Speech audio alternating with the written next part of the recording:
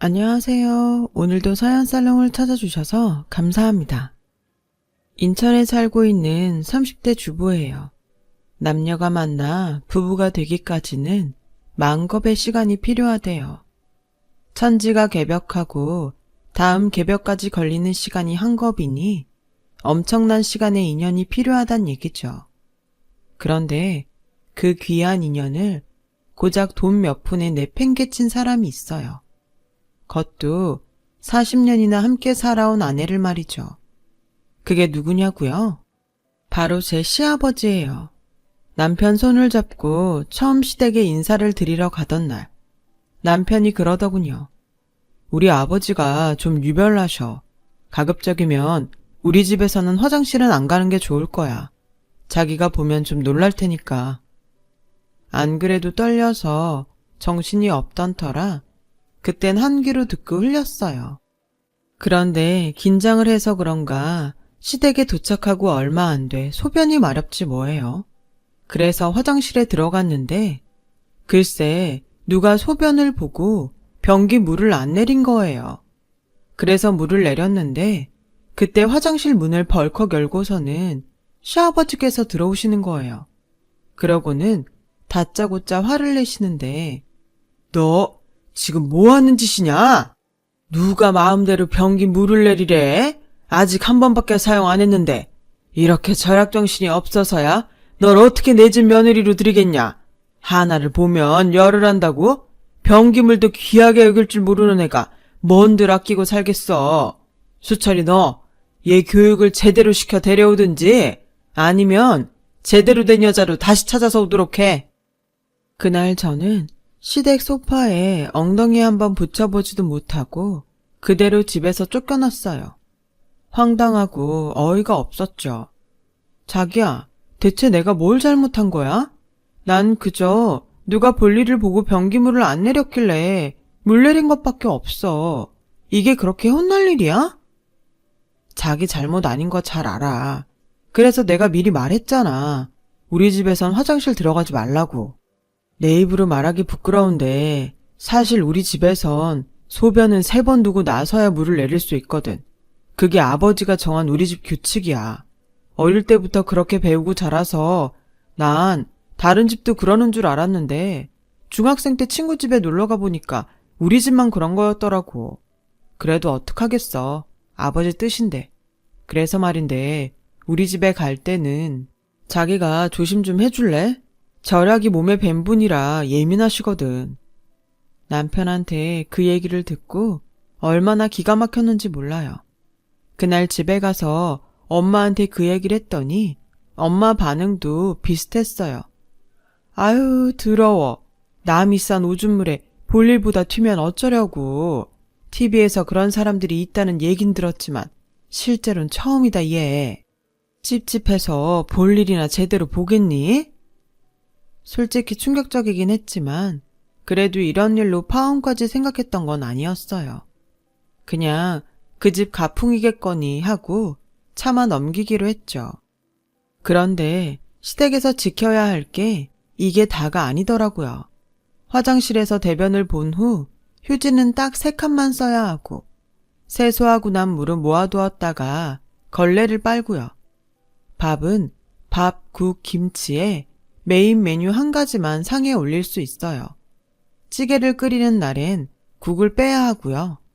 거기다가 5시 이전에는 절대로 집에서 불을 켤 수 없어서 먹구름이 끼고 비 내리는 날엔 온 집안이 굴처럼 캄캄하게 지내야 했죠.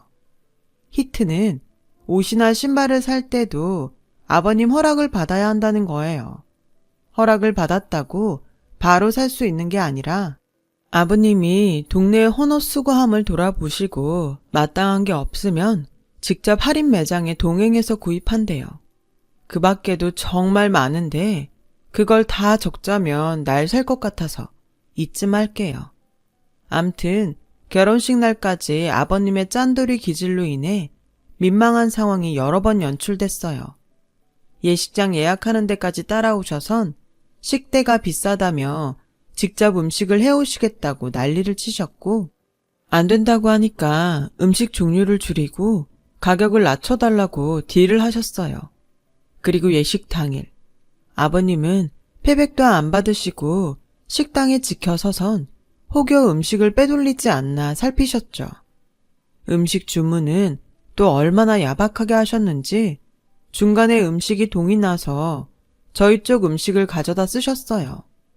물론 남은 음식은 부스러기 하나까지 다 싸서 집으로 가져가셨고요. 그러느라 정작 시아버님은 혼주로서 결혼식에 와주신 하객분들께 인사도 제대로 못 드렸고 심지어 신혼여행을 떠나는 저희 인사도 받지 못했어요. 푼돈 좀 아끼겠다고 말이죠. 나중에 제 친구들한테 얘기를 들어보니 예식에 사용된 꽃과 초, 비닐봉지에 리본 하나까지 몽땅 다 챙겨서 집에 가져가셨다고 하더라고요. 식장 측에서 혀를 내두를 정도로요. 그 얘기를 전해 듣는데 어찌나 창피한지 얼굴이 다 화끈거렸어요. 그렇게 말 많고 탈도 많은 결혼식이 끝나고 본격적으로 시아버지 월드에 입성한 저는 신혼여행에서 돌아온 날부터 아버님께 폭풍 지적을 받으며 시댁 가풍을 익혀 나갔어요. 가풍이라고 해봐야 하나같이 아끼고 덜 쓰고 안 쓰고 주워다 쓰는 거였죠. 그나마 직장이 서울이라 따로 살아서 망정이지. 한 집에서 같이 살았다면 모르긴 해도 숨막혀서 진작에 질식해 죽었을지도 몰라요.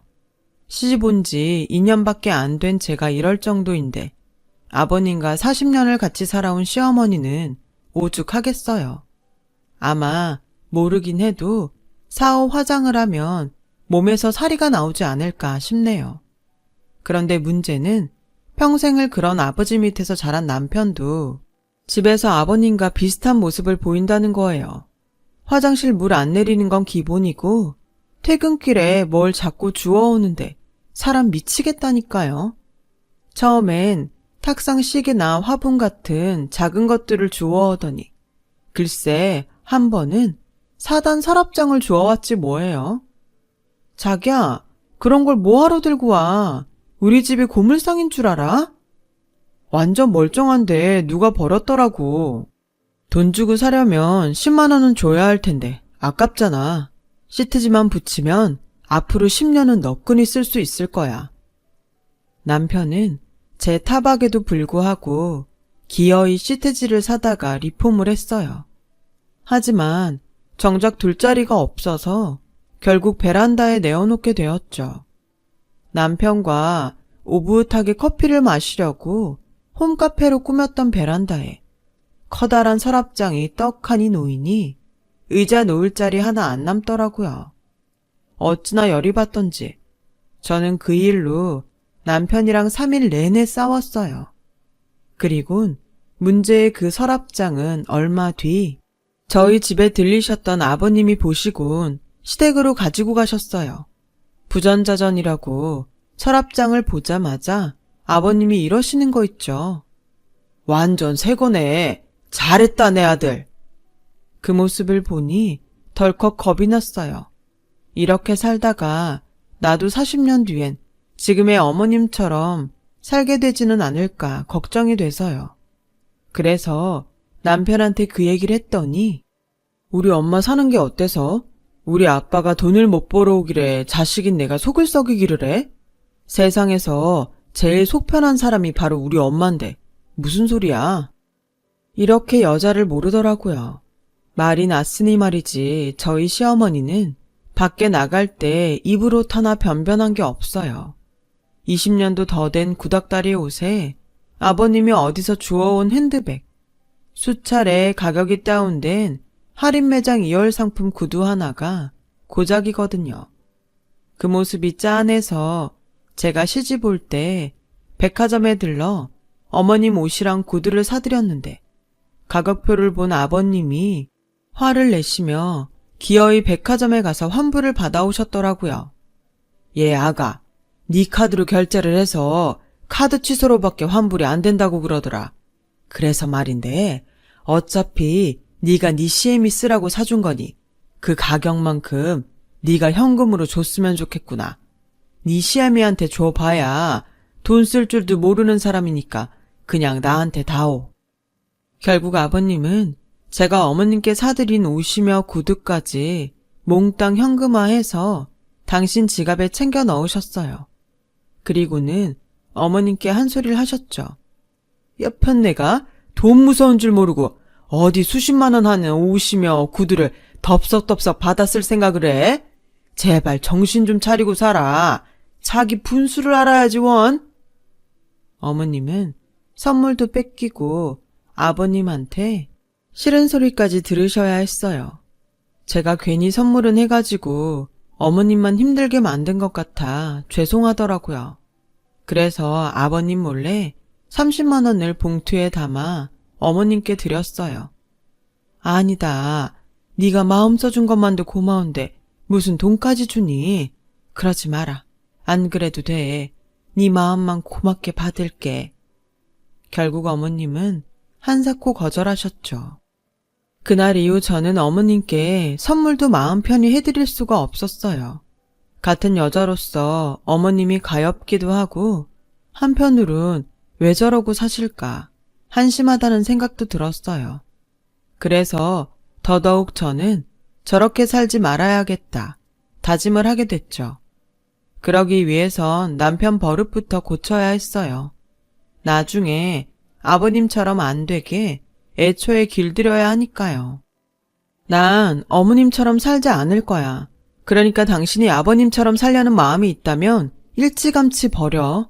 그리고 절약이라는 명목으로 밖에서 잡동사니 주워 나르는 일도 하지 마. 여긴 당신 혼자 사는 집이 아니라 우리가 같이 사는 집이니까. 또 한 번만 들고 들어와 봐. 그땐 당신이 주워오는 만큼 나는 우리 집 살림을 내다 버릴 거니까. 아참, 볼일 보면 변기 물도 제 가닥 내려. 욕실 안에 냄새도 나고 위생상 안 좋으니까. 물 좀 아끼겠다고 비위생적인 환경에서 살 수는 없잖아. 그 정도는 할 수 있지? 남편은 냉랭한 제 목소리에 질려서는 바로 그러겠노라 약속했어요. 시간이 지나자 남편도 더 이상 밖에서 물건을 주워오지 않았고 변기 물도 그때그때 내리게 되었어요. 그렇게 모든 게 제자리를 찾아가던 어느 날 친정 아빠 환갑을 앞두고 엄마한테 전화가 왔어요. 아버님이 아빠한테 선물을 보냈다고? 뭔 일이래? 짠돌이 영감님이? 지난달 아버님 생신 때 저희 아빠가 생신 선물로 공진단을 보내드렸는데 글쎄 아버님도 저희 집으로 공진단을 보냈다고 하더라고요. 짠돌이 같아 보여도 쓸 때는 쓰는 분인데 제가 오해했나 보다 생각했죠. 근데 얘 이게 좀 이상해. 케이스도 그렇고 개수도 그렇고 무엇보다 냄새가 공진단 냄새가 아니야. 이거 먹어도 되는 건가 모르겠네. 엄마 말이 좀 그렇다. 이상하긴 뭐가 이상하다고 그래. 그리고 먹어도 되는지 모르겠다니? 그럼 우리 아버님이 못 먹을 걸 생신 선물로 보냈단 소리야? 아무리 내 엄마지만 선물 보낸 사람 성의가 있지. 함부로 말하는 게 듣기 거북했어요. 그래서 퇴근길에 친정에 들러 뭐가 이상하다는 건지 눈으로 확인을 하려고 했어요. 그런데 딱 봐도 가짜더라고요. 아빠가 보내드린 공진단 케이스에 따로 싸구려 환을 사서 넣은 거였죠. 엄마 말대로 냄새도 제가 알던 공진단 냄새가 아니었고요.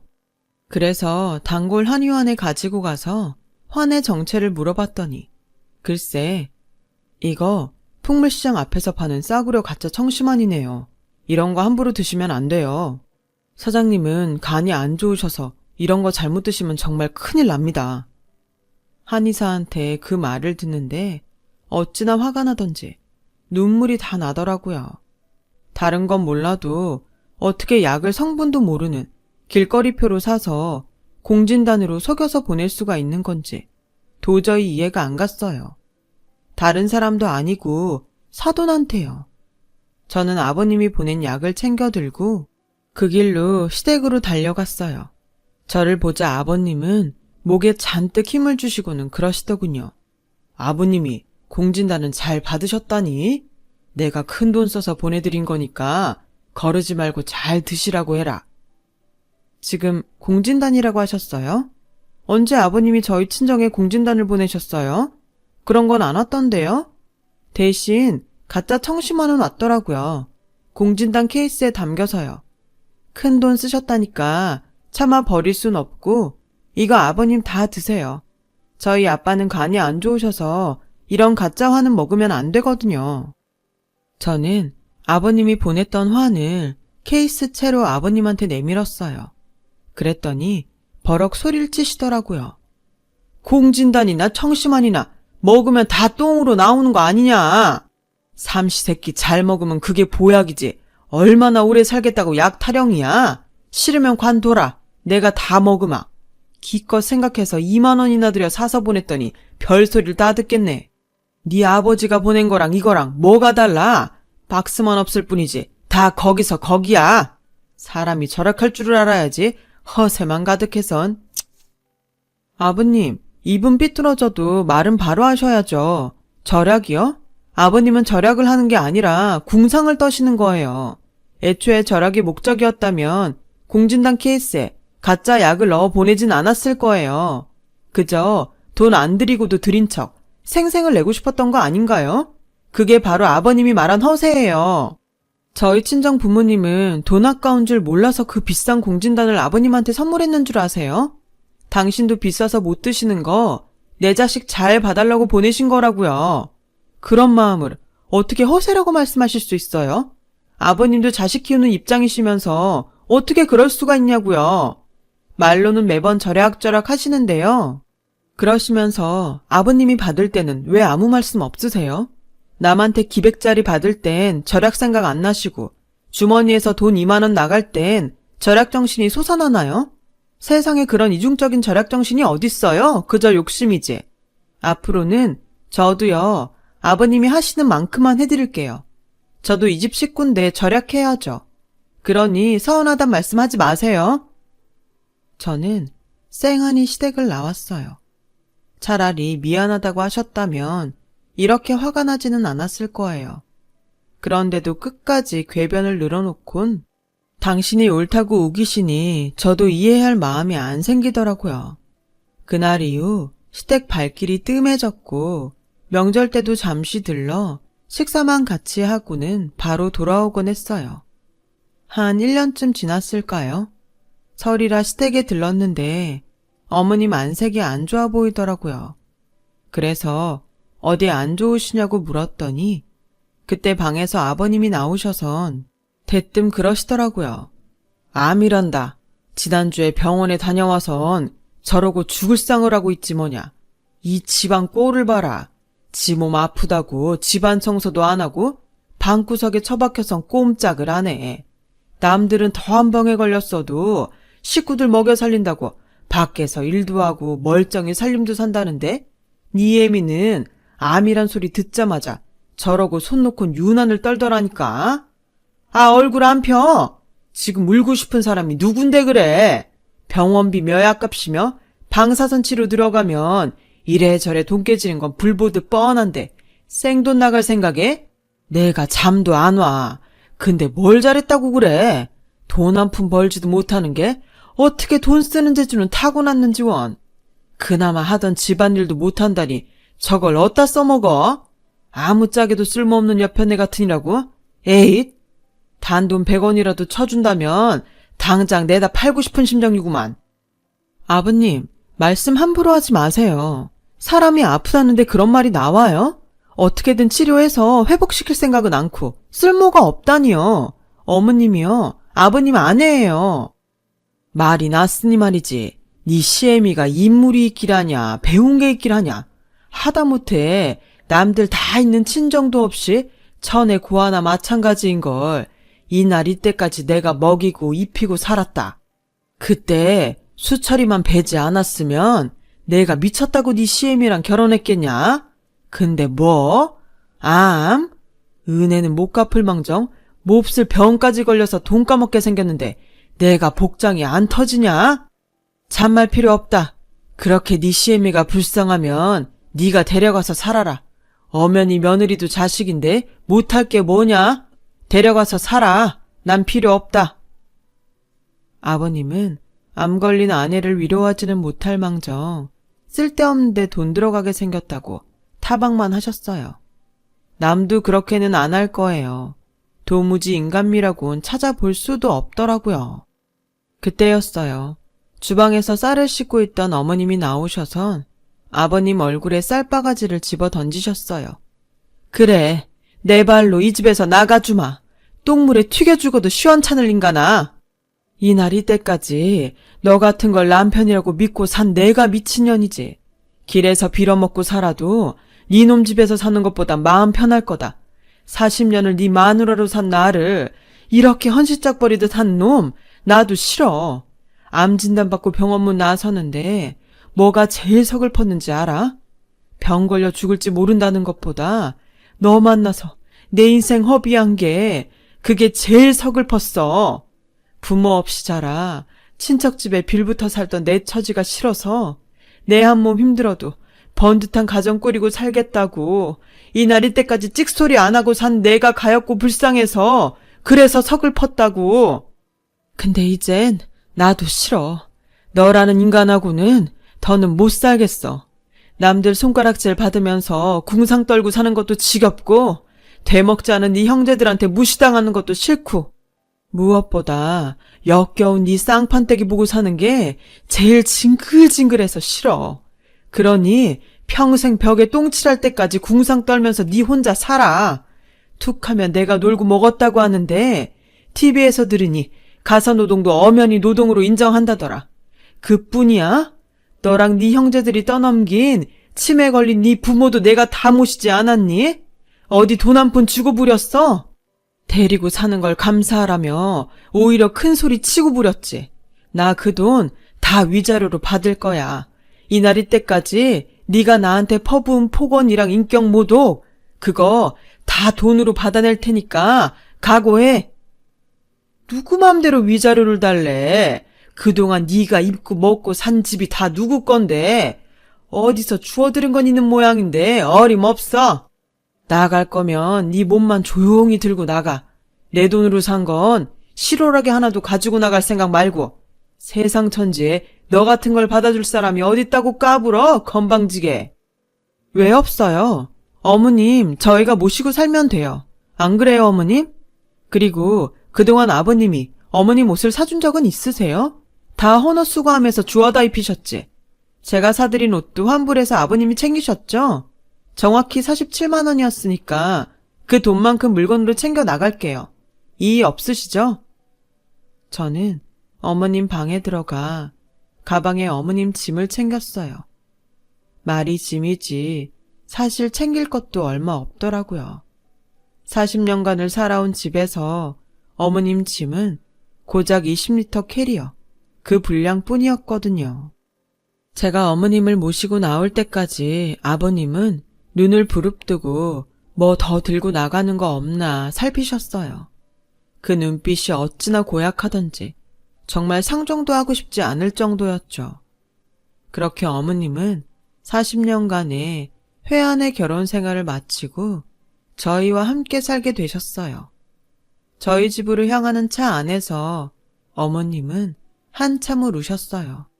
그 울음의 의미를 제가 온전히 헤아릴 수는 없겠지만 그래도 조금은 알 것 같더라고요. 그래서 마음 놓고 우시라고 일부러 길을 돌아서 먼 길로 갔어요. 그렇게 한참을 울고 난 어머님은 아까는 경황이 없어서 고맙다는 말도 못하셨다며 고맙고 미안하다고 하셨어요. 위자료를 받으면 바로 집을 구해 나가시겠다고요. 그날 밤 퇴근해온 남편과 상의해 일단은 어머님 치료가 끝날 때까지는 우리가 모시고 살기로 했어요. 어머님은 아버님과 이혼 소송이 진행되는 와중에도 꾸준히 병원을 다니시며 유방암 치료를 받으셨고 아직 초기 단계라 약물 치료를 하면서 상태를 지켜보기로 했어요. 아, 그리고 생각지도 못한 일도 있었지 뭐예요. 12시가 다 되어가던 무렵이었는데 어머님 방에서 핸드폰 벨소리가 나더라고요. 대개 연세든 분들한테 늦은 밤에 걸려오는 전화는 부고가 대부분이잖아요. 그 전화가 그랬어요. 어린 시절 어머님을 키워주신 고모님 부고였죠. 그런데 그 고모님 댁을 정리하면서 장롱 바닥에 숨겨진 문서를 발견한 거예요. 어머님의 아버지 이름으로 된 땅 문서였죠.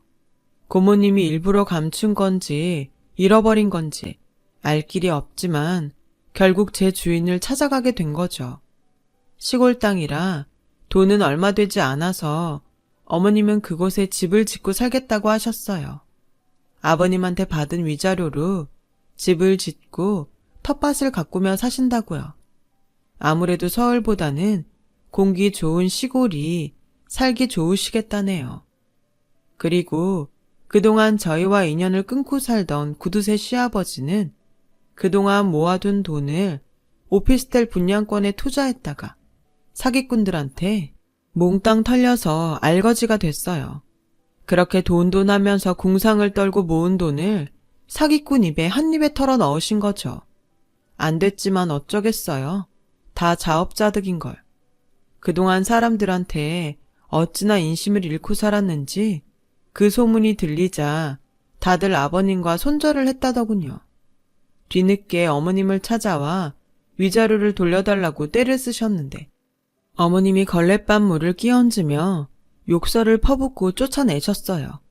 그 모습이 어찌나 통쾌하던지 역시 인생은 베푼 만큼 받는가 봐요.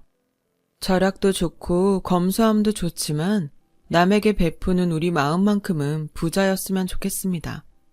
지금까지 제 사연을 들어주셔서 감사드려요.